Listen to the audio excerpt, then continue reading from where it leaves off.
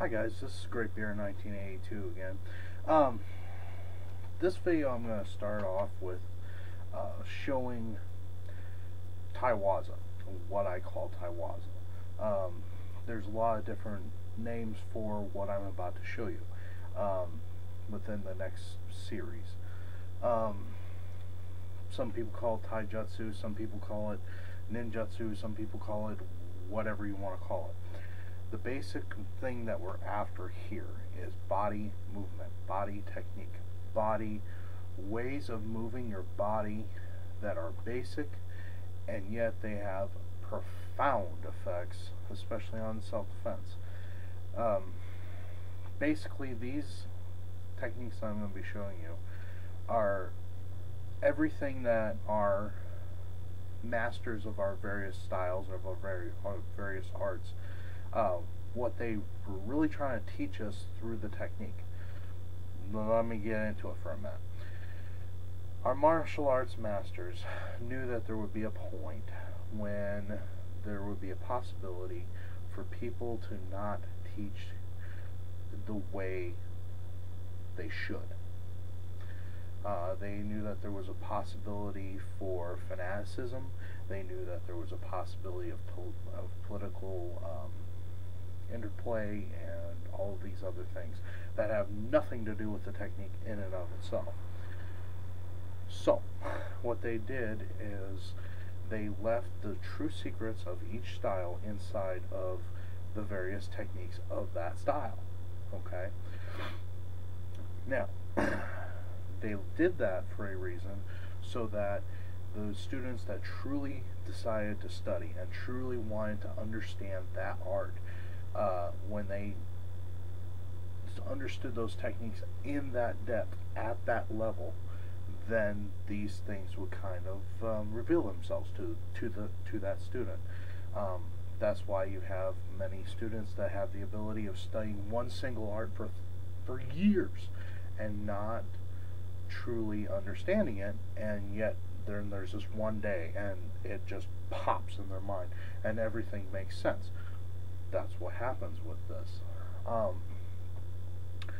this is the kind of things that I'm going to be getting into. This is what I call Tai Waza. These things are not just judo. They are not just jiu-jitsu. They are not just karate. They're not just any specific style. They are parts of those styles. In my intro, I said that I was formally instructed as judo and jiu-jitsu. Well, yes, formally, yes. I have picked up other styles on the way. Does that mean that I was a member of a dojo of that style? No, not necessarily. I picked up tricks and understand and different techniques from a lot of different styles, just like you're doing now. And what I was always getting at and trying to understand was the basics of how the body moves, how these techniques work, how this technique works, how that technique works. And through the years of pretty much getting my butt handed to me, I came up with a system that I call Tai Waza. And it is pretty much the heart of the martial arts that I practice and I use, and it works. It honestly works. So in a minute, I'll get into it. Okay, here we go, guys. I printed it out so it'll be easy for me to have my notes as I'm going over it. There's about 7 different things in here, very basic things. Now there is a lot more to it than just this, but this is kind of just to get your wheels working, your mind working, and kind of grease the wheel, get you used to it. The first thing I'm going to be going over is rotation. Basically, there's 3 points to it.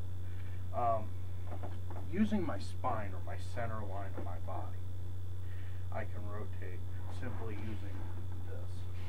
I can get out of the way. Okay, I can rotate my entire body. When I rotate this shoulder back, if someone is pushing here, I don't move. They move.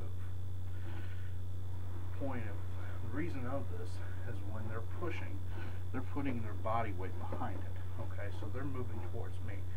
By me rotating, I'm taking away all that power. There is no power that they can place on this shoulder unless I give them that base to allow that power to act against. Same thing happens with a punch. If they go to punch my shoulder, all I have to do is go with it. That's all I have to do. Everything else comes from there. That's why in judo and jiu-jitsu and other soft arts, they say use your opponent's energy against him. Well, if my opponent pushes this shoulder very hard, I'm gonna fly. Well, when I fly, if he pushes me in that way and I go with the motion and I fly and my arm comes out, okay, in that type of a motion, yeah, it's going to have a lot more power, and all that power will be redirected and reflected through my body, through this arm, straight into their jaw or temple or wherever the heck I hit. That is a key point to soft style martial arts.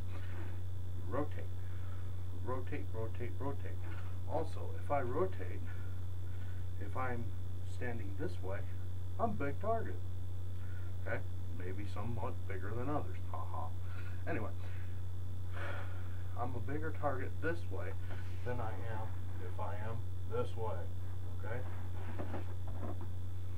Okay? That's something else to be taught. So, rotate the center line. I can also rotate my limbs. I can rotate them clockwise or counterclockwise as I need to. If my opponent grabs my wrist, all I have to do is rotate out. All I have to do is do a simple circle, rotate through. Boom. And now I'm working against. Note what I'm really working against here. I'm working against that thumb. The strength of the hand is in these 4 fingers, not the thumb. The thumb is the weakest finger of the hand, so work against it. That's how you're going to rotate out of that. So just rotate. Or I can rotate the other way. If I rotate the other way, well, what happens there? See how I'm starting to grab here? So I could just literally grab and then come back for the back fist. Okay? So once again, they grab from here, I rotate around, now I can grab, now I can rotate my center line, step to the side, and bam, there's the back fist, right here. Okay, now after I've thrown the back fist, I can go straight into the palm strike. Okay, this is why this works. Understand that, like I just showed in this last technique of rotate here, back fist, palm strike. Okay. Understand that you may have to move your limb and your center line at the same time. Okay. Something else that you'll find commonly in Aikido and other forms like that is, yeah, I can rotate the center line, but while I'm rotating my center line, I can also rotate my body around my foot. So if I rotate my body around my right foot, now I move further away. And because I am further away, that allows me to draw my opponent in. He thinks I just rotate here. That's not what happened. I rotated around my foot. That 2, maybe 3 foot distance makes a huge difference.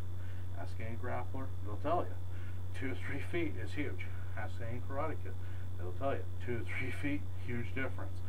2 or 3 feet could be the difference between me hitting you, or it could be the distance that I may need to get out of the situation, get into the situation.